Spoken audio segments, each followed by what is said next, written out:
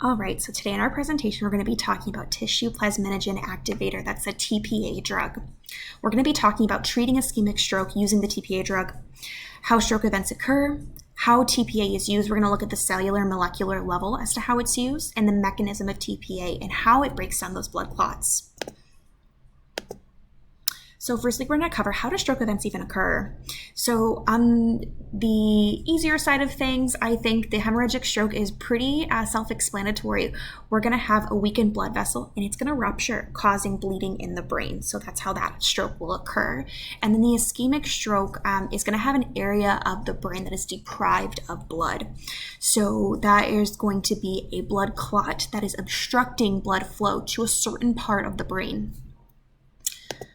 So we're going to start with a hemorrhagic stroke here, which is going to occur from that rupture of a blood vessel, causing the blood to leak into the brain tissue.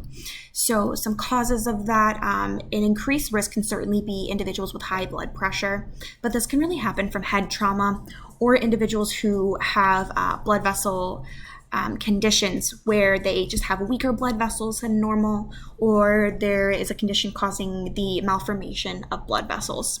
So that's where the hemorrhagic stroke can happen a little bit easier for that individual. And then there can also be that type of stroke from a bleeding from a brain tumor as well. So we're seeing here in this photo in the background where this blood vessel has really just ruptured, and then there's blood leaking into the brain, and we see that here as well in this clinical image. Now the ischemic stroke, on the other hand, is going to happen when there is a blocked artery, and that's restricting blood flow to a portion of the brain. So what happens here is there's a piece of a plaque or a blood clot that breaks free in the arteries, right? And that's called an embolus. So the embolus is going to travel through the bloodstream into the vessels of the brain, and it becomes trapped there. So if the artery is a little bit too small and the clot is large, it's going to not be able to move. It's not going to be able to fit through that vessel anymore.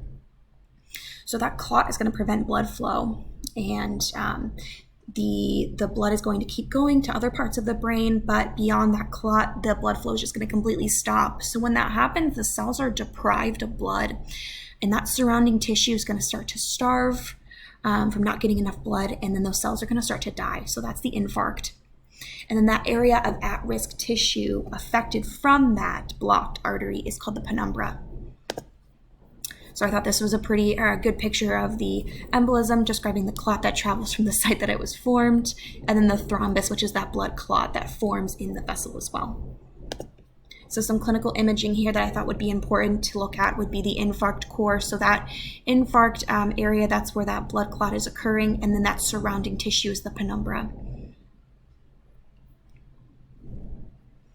Okay, so moving on, we're going to talk about how TPA can be used to treat the ischemic stroke.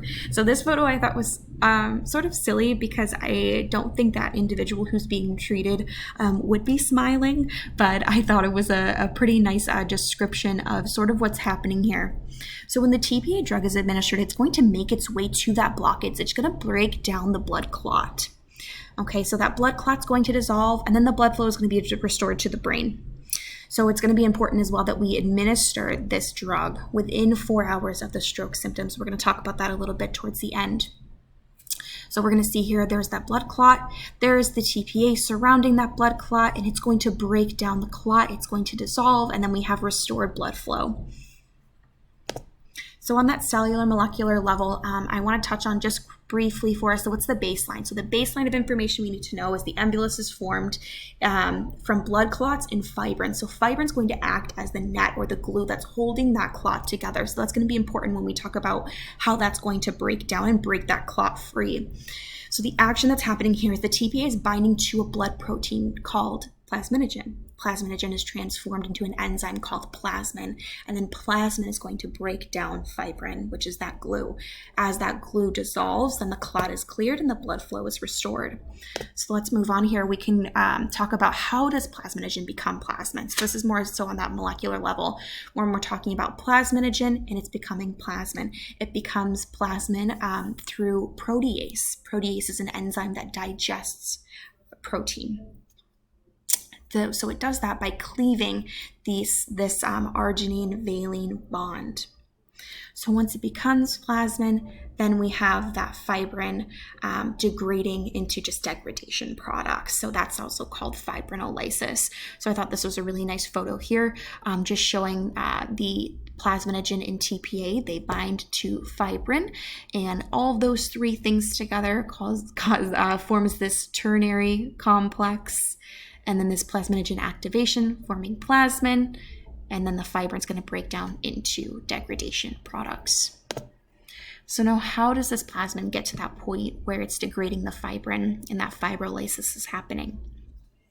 As plasmin degrades fibrin, that C-terminus of the fibrin becomes exposed. So when that's exposed, that C-terminus, it contains lysine residue. So that's going to bind to the plasminogen, the TPA. That's going to convert to plasmin, and then that's what degrades the fibrin.